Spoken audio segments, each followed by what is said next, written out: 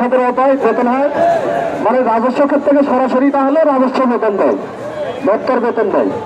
এখন ব্যাপার হলো আমাদের ডিপার্টমেন্ট কিন্তু এত তুচ্ছতা ছিল না, প্রায় 62 লক্ষ সদস্য ডিপার্টমেন্ট, ঠিক না? এই ডিপার্টমেন্টে অনেক টাকা আছে, আপনারা চাইলে এই 52,000 আপনার সদস্য 2-4 দিন বেতন চালিয়ে নিতে পারবেন, পারবে কিনা? কিন্তু আবারও বলতেছি স্যার, আমরা তো ইচ্ছা করে এই সমস্যা তৈরি করতেছি না, আমরা পেটের খিদায় রাজপথে নেমে আসছি, ঠিক না? আমরা পরিবারের খিদায় রাজপথে নেমে আসছি, ঠিক না? আমরা একটা আলোকিত ভবিষ্যতের জন্য এই রাজপথে নেমে আসছি, ঠিক কিনা?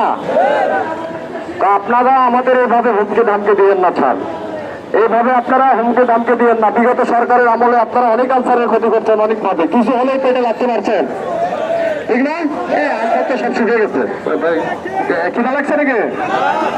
বিগত সরকারের আমলে অনেক আনসারের ক্ষতি করে নাই তারা, কিছু হলেই পেটে লাগতো। আগামীকাল যে সকল গার্ডের সাধারণ অফিসারগণ অনুপস্থিত থাকবে তাদের নামনীয় তালিকা প্রস্তুত করে সদর দপ্তরে প্রেরণ করার জন্য অনুরোধ করা হলো। ধন্যবাদ এডিজি মহোদয় স্যারের বদলি চাই, তাই কিনা? এটা আওয়ামী লীগ সরকারকে অনেক সহযোগিতা করেছে বিগত সময়গুলো, এডিজি স্যারের বদলি চাই, এডিজি স্যারের বদলি করতে হবে।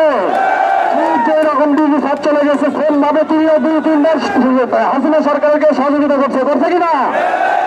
চাই আমরা কাউকে ছাড় দিব না, আমাদের খাপাইয়ে দিলে আমরা কিন্তু কারো পেটে লাথি মারতে চাচ্ছি না স্যার।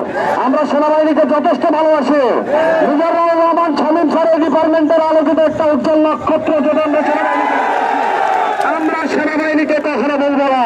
আর আপনারা যদি বেশি তৈরি করে আনসার দপ্তরে আসবে, তার সাথে বসবো,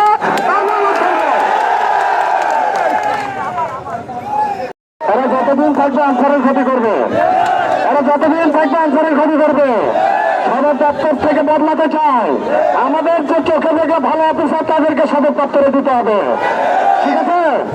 এনামুল খান স্যারকে দিতে হবে, উনি সদর দপ্তরে থাকার মতো যোগ্য অফিসার, ঠিক কিনা?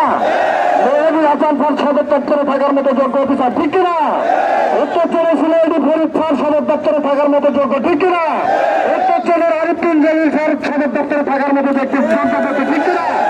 আমরা সিলেকশন করবো আমাদের যারা ভালোবাসে, যারা প্রকৃত পক্ষে আনসারের দুঃখ বোঝে, যাদেরকে বোঝাইতে চাই। বিগত নির্বাচন গুলো করছে না, তাদেরকেই সদর দপ্তরে রাখা হয়েছে এবং ওই ব্যক্তিগুলোই আমাদের গলা কণ্ঠরোধ করে দিয়েছে। আমাদের এই হুঙ্কার থামবে না কোনোভাবে। আমরা আমাদের সদর দপ্তর থেকে এই অফিসারদের, এই রক্তচোষা অফিসারদের সরে যাওয়ার জন্য সিরাজুর রহমান ভূঁইয়া মনে আছে আপনাদের? সিনিয়র অফিসার এই সিরাজুর রহমান ভূঁইয়া মনে আছে? সিসি করতে কত নাই? 10,000। আপনার একের কাছে কথা বলেন না কেন? সিরাজুর রহমানকে ভুলে গেছেন গাজীপুর নারায়ণগঞ্জের চাকরিজীবীরা? হ্যাঁ, এনারা কি থাকার মতো যোগ্য? এনারা সব সময় তাদের দলীয় মামা খালুদের দাপটে আনসারের রক্ত চুষে খেয়েছে। আনসারকে কোনো নীতিগত বলতে দেয় নাই। আমরা কি চাই তারা এখন আমাদের মধ্যে থাকুক? আমাদের মনোনীত অফিসার যারা প্রকৃতপক্ষে সৈনিকের দুঃখ বোঝে, তারাই সদর দপ্তরে আসার যোগ্য, ঠিক না? তারাই সদর দপ্তরে আসার যোগ্য। আরেকটা কথা এখান থেকে বলে দিতে চাই, ব্যাটালিয়ন আনসার নিয়ে আমরা কোনো কথা বলবো না ভাই। যেহেতু তারা আমাদের ভাই, তারা কোনো না কোনো ভাবে সরকার চাইছে, কপালে পাইছে, আল্লাহ তাআলা দেশে তারা স্বয়ং সম্পন্ন হয়েছে, ঠিক আছে?